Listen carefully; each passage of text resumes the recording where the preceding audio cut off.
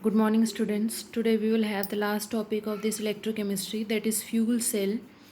This fuel cell, it is also an example of electrochemical cell which is recently discovered, and here it is designed to convert the chemical energy into electrical energy by the use of fuel.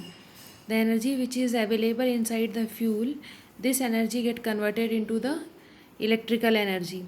Here the fuel which is used is as hydrogen, that is H2 gas, carbon monoxide, methane, propane, etc. It is used to generate electricity, and here the conventional method of conversion of chemical energy of a fuel into electrical energy involve combustion of a fuel to liberate heat. The heat energy so produced of a fuel is used to generate steam for spinning the turbine, which are coupled to electrical generator. This process is approximately 40% efficient. Here, like we are nowadays using many type of turbine which rotate the turbine, and because of that electricity is produced. It is also the same method where fuel is used. Here we have setup of this fuel cell. It has lots of importance also, and this fuel cell is also used by the astronaut, because the byproduct of this one is used, like if we are using hydrogen, and here inside this one combustion takes place. We know that whenever fuel undergo combustion, here the byproduct will be carbon dioxide and some water molecule.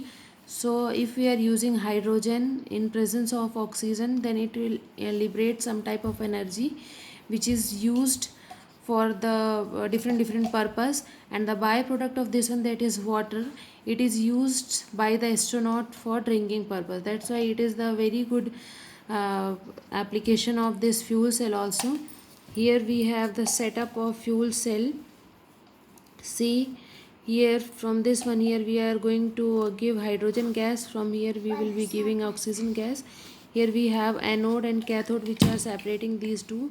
In between these, potassium hydroxide is filled, and with the help of this one electricity is produced.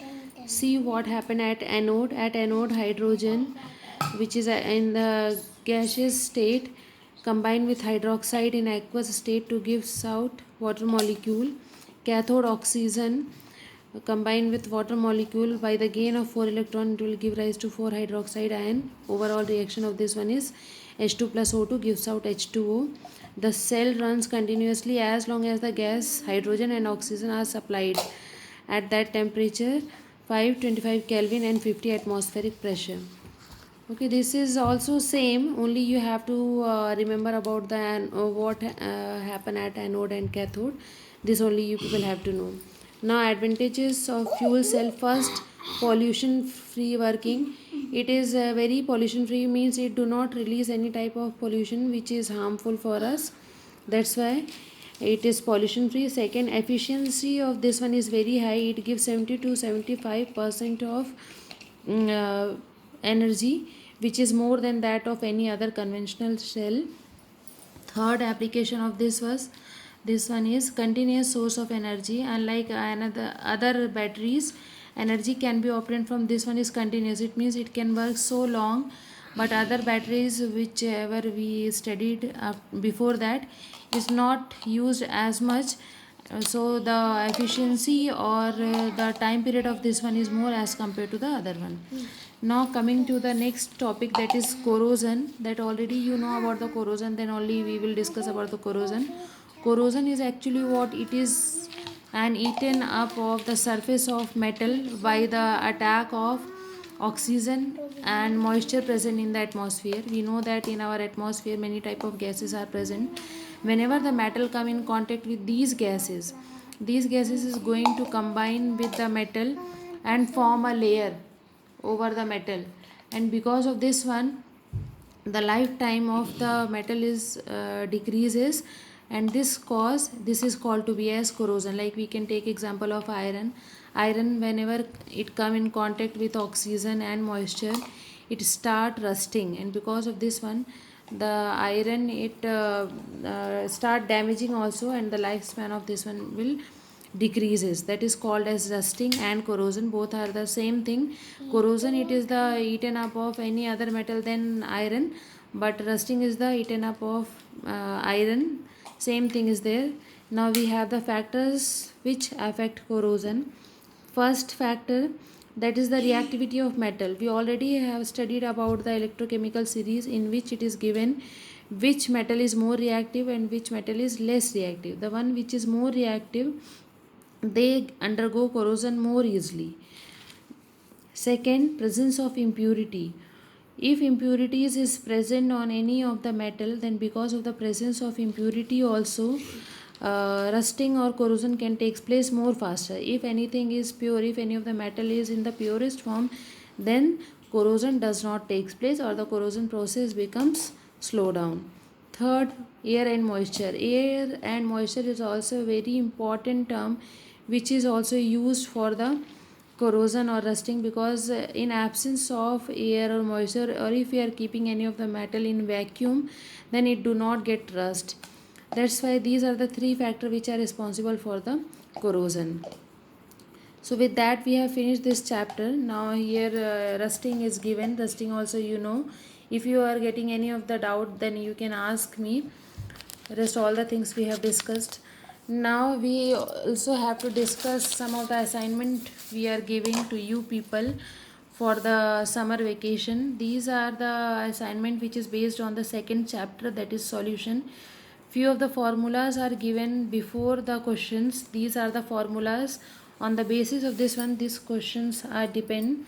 These questions are to calculate the concentration of solute present in the solution, which is the formula, that is you have to calculate mass percentage, volume percentage, molarity, molality, normality, mole fraction.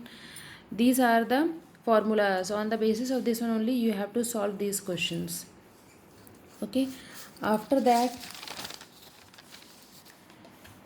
here we have another numericals which is based on these three formula, that is on the basis of colligative property. We know that we have four colligative property, that is relative lowering of vapor pressure, boiling elevation in boiling point, depression in freezing point, and osmotic pressure. Here if we are talking about the elevation in boiling point, these are based on the elevation in boiling point. Here the formula is given. On the basis of this formula you have to solve all these three questions. Now after this one we have problem based on the next colligative property, that is osmotic pressure. These are the formula. This is pi, where this pi represent osmotic pressure, C represent the concentration, R represent gas constant, T represent temperature. In place of C we have Nb upon V, where N represent the number of moles. If we need to calculate osmotic pressure, then you have to use this formula. If you need to calculate the molar mass, we know that colligative properties are mostly used to calculate the molar mass. So if it is asked to calculate the molar mass, then this formula you have to use, that is Wb, that is solute, and these all things you already know about that. Value of R is also given. If we are talking about the boiling point, del Tb, we know del Tb, it is the difference between Tb and Tb naught. Kb is the constant, M is the molality. If it is asked to calculate Mb, then this is the formula that you have to use. Sometime Kb is not given. Mostly Kb is given in the question. If Kb is not given in the question, then you have to use this one. R is gas constant. Tb naught, we know that Tb naught, it is the boiling point of pure solvent. Del H of vaporization, that is enthalpy of vaporization.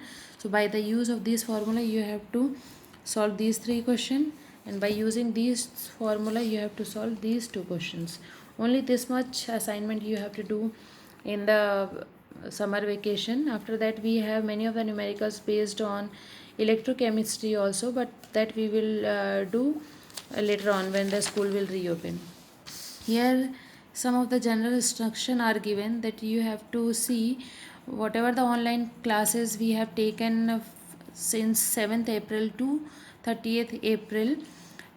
These all are available in school website till 10th of June. You can watch these videos anytime and get your attendance for that particular day. Okay, And also you know that class 6 to 12th online classes, it was started from 7th April. 3rd to 5th online classes started from 13th April. Class 2 online classes started from 20th April. And whatever the assignment is given to you people for any of the subject, it is compulsory for you all students to complete this assignment.